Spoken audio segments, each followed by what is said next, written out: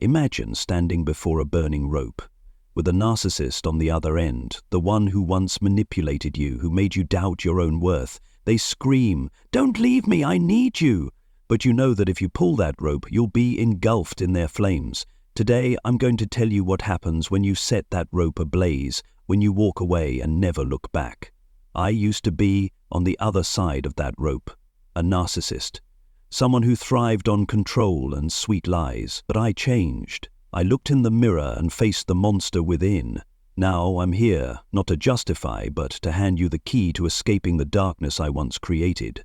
Have you ever wondered what really happens inside a narcissist's mind when you go no contact, when you say enough and slam the door shut? Do they crumble? Do they spiral into madness? Or do they simply move on to their next victim? And more importantly, can you walk away without a single regret? This isn't just a video. This is a battle for your soul. Join me as we turn the pages of the narcissist's dark playbook so you can see exactly what they think, what they do, and why no contact is the most powerful antidote you can give yourself. Are you ready? No contact is not a game, not a threat, and not a way to punish the narcissist. It is the steel shield you build between your heart and their toxicity. It's when you block every door, your phone, Instagram, email, even the fleeting thoughts that cross your mind, so they have no way back into your life.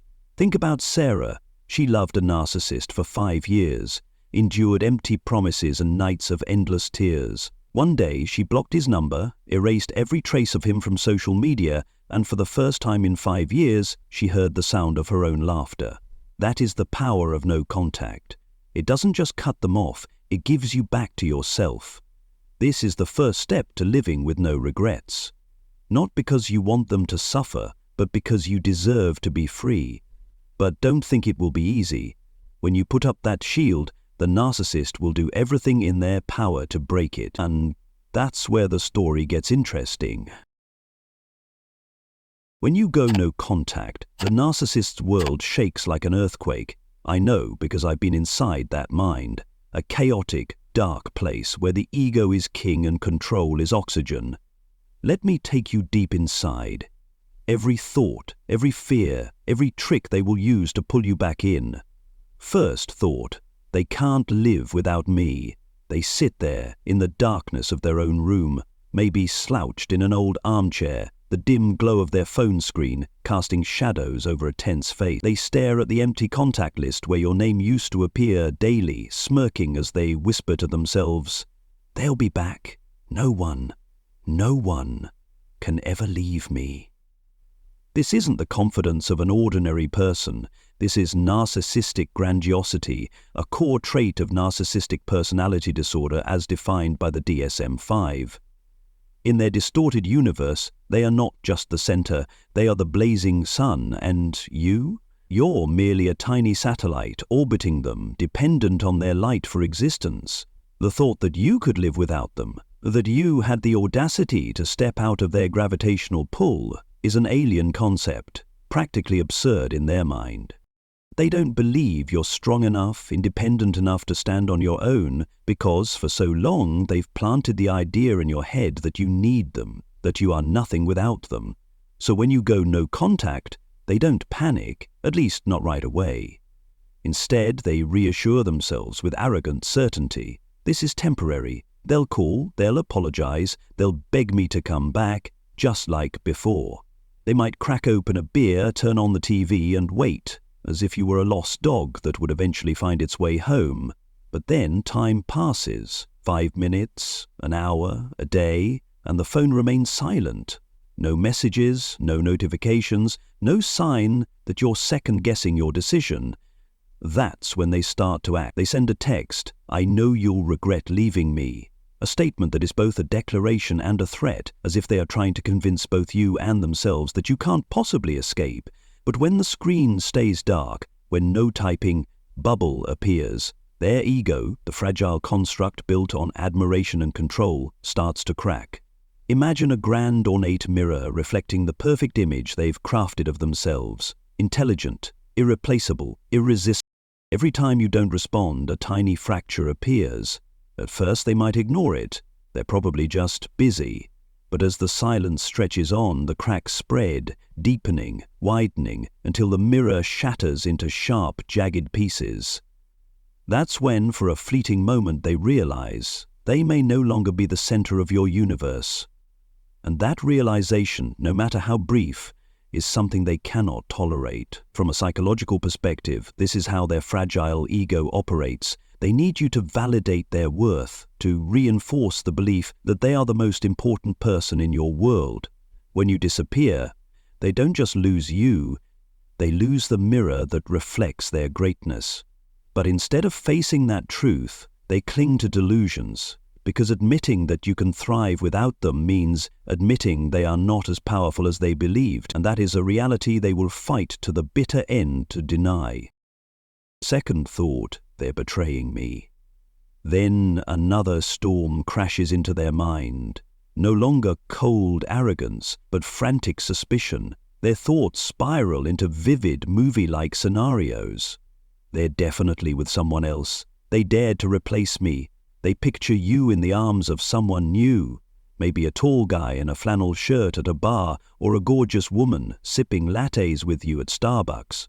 They hear your laughter, see the smile that once belonged to them now shining for someone else, and it makes their blood boil. This is projection, a textbook psychological defense mechanism you'll find in any discussion of narcissistic personality disorder. If they ever cheated, if they had secret affairs behind your back, they will immediately assume you're doing the same. They don't need evidence, just a rumor from a mutual friend, a vague Instagram post, or even just your silence is enough for them to spin an entire narrative.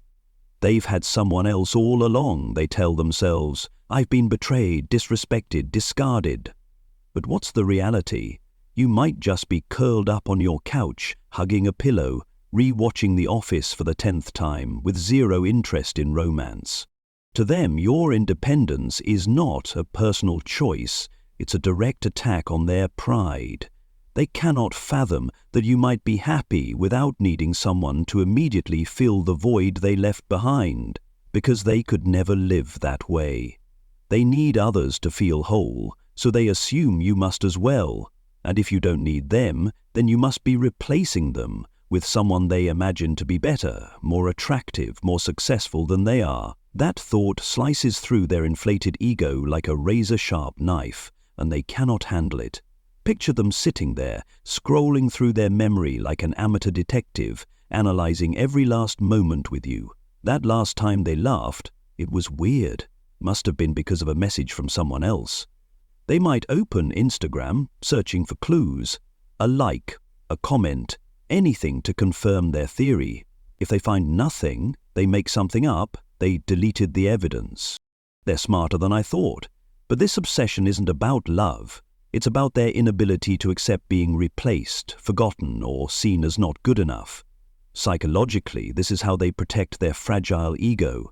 By blaming you, they avoid facing the truth, that you left because of them, because of their toxicity.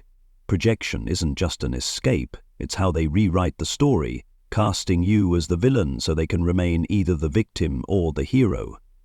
But when you don't respond, when you don't defend yourself, when you don't argue, your silence shatters that narrative, and that's when the cold truth starts creeping into their mind. Third thought, I have to regain control. Now they are truly panicking, no longer arrogance, no longer suspicion, but a deep, primal fear igniting like wildfire in their chest. I'll make them answer. No matter what, they tell themselves, hands trembling as they dial your number from a freshly bought burner SIM card from a convenience store. Losing you isn't just losing a partner or a friend, it's losing their narcissistic supply, the emotional oxygen that keeps them going. With you gone, they feel like they're suffocating, like the entire world they built is collapsing beneath their feet. The fear of abandonment is one of the most powerful forces driving a narcissist's psychology, though they would rarely admit it. They may never say it out loud, but deep down, they are terrified of being forgotten, of being left alone with the emptiness they constantly try to mask. So they turn to manipulation, an instinct as automatic as pulling your hand away from fire. They call you from an unknown number, I just want to know if you're okay. Their voice may tremble, laced with feigned concern, but don't be fooled. This isn't love. This is emotional blackmail, a calculated move designed to make you feel guilty, to make you crack open the door just a tiny bit. They might call repeatedly, send lengthy emails, even reach out to your friends. Have you seen them? I just want to make sure they're safe. But they don't care about your safety. They care about reclaiming the sense of control that you ripped from them when you chose no contact. Picture them like a wounded predator, growling and clawing to hold on to prey that is slipping away. They might even play the victim. I'm falling apart, can't you see? But if you answer, even with a single word, they will latch onto it and drag you right back into their vortex. Psychologically, this is a survival tactic. When their supply is cut off, they enter crisis mode, and manipulation is the only tool they know to restore it. But if you stay silent, if you don't open the door, they will soon realize the game has changed, and that's when the rage begins. Fourth thought, I'll make them regret this. When every tactic fails, when messages go unanswered, when calls are blocked, when your friends refuse to help, a new fire ignites. Narcissistic rage, a blinding fury that feels like something out of your worst nightmare. If I can't have them, I'll destroy them, or myself. They growl through clenched teeth, eyes bloodshot, gripping the steering wheel or a bottle of liquor with white-knuckled intensity. This is no longer calculated manipulation. This is the explosion of a wounded ego so shattered it cannot be repaired. They threaten self-harm. If I don't hear from you in 24 hours, I'll drive off a bridge, and it'll be your fault. It sounds insane, but to them this logic is flawless. If they can't control you, they will make you feel responsible for their fate, a final desperate attempt to keep you tangled in their web. But don't be mistaken, this isn't love. This isn't some tragic romantic desperation straight out of a movie. This is the despair of someone who has lost power and cannot handle rejection. Psychological studies show that when a narcissist's supply is completely cut off, they can enter narcissistic collapse, an internal breakdown where they are forced to confront the emptiness they've been running from all their lives. But instead of looking inward, they choose to lash outward. They might threaten you. I'll make sure everyone knows what a horrible person you are. They might try to destroy your reputation, spread rumors, or even show up at your door with a crazed look in their eyes. I've seen a narcissist smash an ex's car window just because she refused to respond, not out of love, but because he could not accept losing control. Picture them standing in front of a mirror, screaming at their own reflection. They think they can do this to me? I'll show them. But deep down, in a fleeting, buried moment, they know your silence is proof that they are not as powerful as they believed. And that realization, it makes them even more unhinged. If they could, they would drag you down with them, because if they can't be happy, they don't want you to be happy either. That's why you must keep your shield up, not to protect them, but to protect yourself from the fire raging inside them. Final thought. I'm fine, right? At last, when every effort has failed, they fall silent. No texts, no calls, no traces of them in your inbox, and you might think, oh, maybe they've finally let go. But don't be fooled. This isn't acceptance, nor is it a moment of self-awareness where they move on.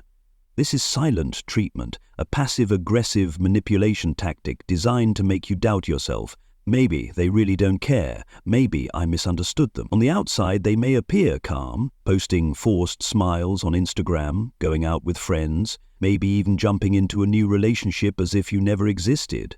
But inside, they are unraveling. Their silence is a mask hiding a black hole of emptiness, a void they don't dare confront. They hope that by disappearing, they'll make you anxious, make you wonder, did I do something wrong? Why aren't they reaching out? And if you cave, if you send that one message, are you okay? They win. They will smirk and think, I knew it, they still need me. I've done this before, gone weeks without speaking to someone, waiting for them to break first. But when they didn't, I sat there alone with an empty bottle and a mind spiraling out of control. Am I really okay? I don't need them, right? The truth is, they are not okay. Psychologically, this is the final stage of narcissistic collapse. When there's no more supply left, they are forced to face their true self, weak, fragile, and hollow. But they would rather die than admit that to you. Picture them as an actor on stage, the lights off, the audience long gone, yet they remain there, pretending the show isn't over. They may tell themselves, "I'll find someone new, I'll prove I don't need them." But each night, as their phone screen stays dark, they feel the cold truth creeping in. You're not coming back, and they have no idea what to do with themselves. Your silence isn't just rejection, it's a mirror reflecting their failure, and they hate you for it. You must accept a harsh reality. They never loved you. They loved owning you. They loved how you made them feel powerful, important, irreplaceable. No contact is an arrow straight through the heart of their ego, exposing a truth they cannot bear to face. They are not as strong as they thought, and you are not as weak as they wanted you to be. From screaming rage to icy silence, they will try everything to pull you back. But you don't have to play this game anymore. You've walked through the door, and now it's time to live with no regrets. No contact is not a peaceful walk in the park. It's a brutal battle, and the enemy isn't them, it's you. This is the battlefield where you confront the darkest corners of your soul, nostalgia, doubt, and deeply ingrained habits that refuse to die. Think about Jake, an ordinary man like you or me who spent 10 years of his life with a toxic narcissist. He once believed it was love, convinced himself that empty promises and endless arguments were just part of a normal relationship, but then he decided to go no contact. And the first day nearly broke him. He was sitting on the couch, mindlessly scrolling through TikTok when a funny meme of a dog wearing a hat popped up. By pure habit, his hand moved to send it to his ex, the person he had texted every day for a decade. But then he stopped, his finger hovering over the screen, and a wave of emptiness washed over him. Tears streamed down his face, not because he missed her, but because he realized just how ingrained it had become to share every little moment with someone who never truly deserved it. That was the first battle, the temptation to break the silence. An invisible but powerful enemy ready to pull you back into the cycle with just one click. Then come their emotional tricks, those poisoned arrows shot from the shadows aiming to pierce your defenses. One day they send a message. "I'm going to therapy because of you. I'm trying to change." Sounds sweet, right? Like a scene from a romantic comedy where the protagonist realizes their mistakes and runs through the rain to apologize. But don't let your heart soften. This isn't sincerity, it's a calculated trap. They're not changing for you, they're just trying to pull you back into their web, like a spider repairing a broken thread.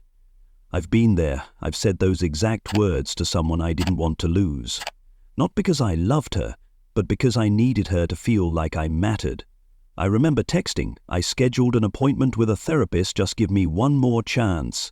But in my mind, it was just a move in the game, a way to keep her within reach. The truth is, if they genuinely wanted to change, they would do it for themselves, not as a tool to manipulate you. So when you hear those words, look deeper. They are as hollow as an abandoned house, with nothing but the wind howling through its decaying walls. And don't forget another weapon in their arsenal, the deadly silence. One day the messages stop coming. Your phone no longer buzzes at midnight, no more unknown numbers that you have to block. At first you sigh in relief. Finally they've let me go. But then a small voice in your head starts whispering, "Did I overreact? Maybe they weren't as bad as I thought. Maybe they're really hurting." This is their final trap, more cunning and ruthless than any direct threat. Imagine yourself as a warrior who just survived a brutal battle, but now the enemy retreats into the shadows, leaving you alone with your own doubts. Silence is not peace, it's a strategy, a way to make you question yourself, to break down the walls you built. I once watched a friend fall into this trap. She had gone no contact for 2 months, but when he went completely silent, she started worrying, wondering if she had been too harsh. She texted him again, and within a week, she was back in the same toxic cycle. That's the power of silence. It doesn't need words to manipulate you. So how do you win these battles? You have to build your no-contact muscles the same way you go to the gym to lift heavier weights.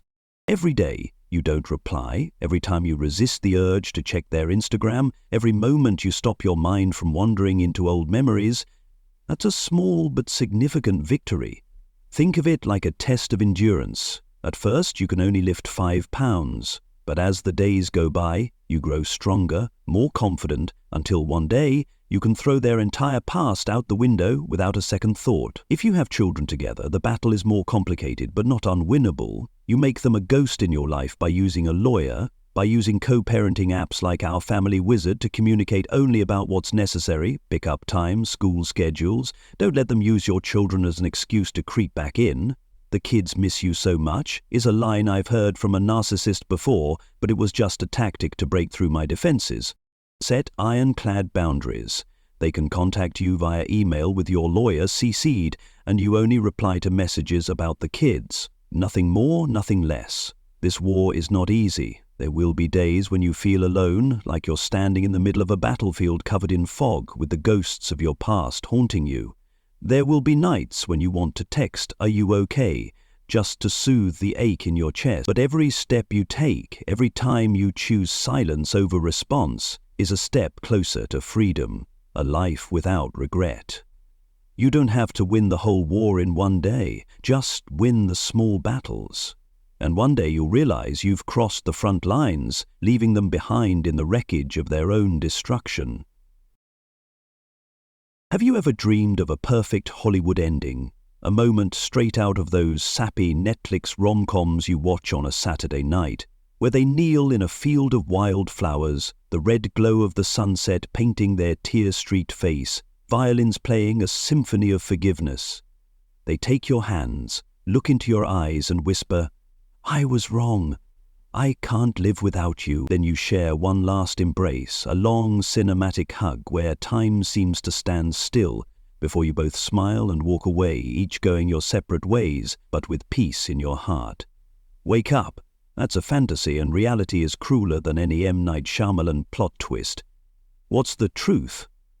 The moment you walk out, the moment you shut the door and take your suitcase, they're not sitting there writing a 3-page handwritten apology letter.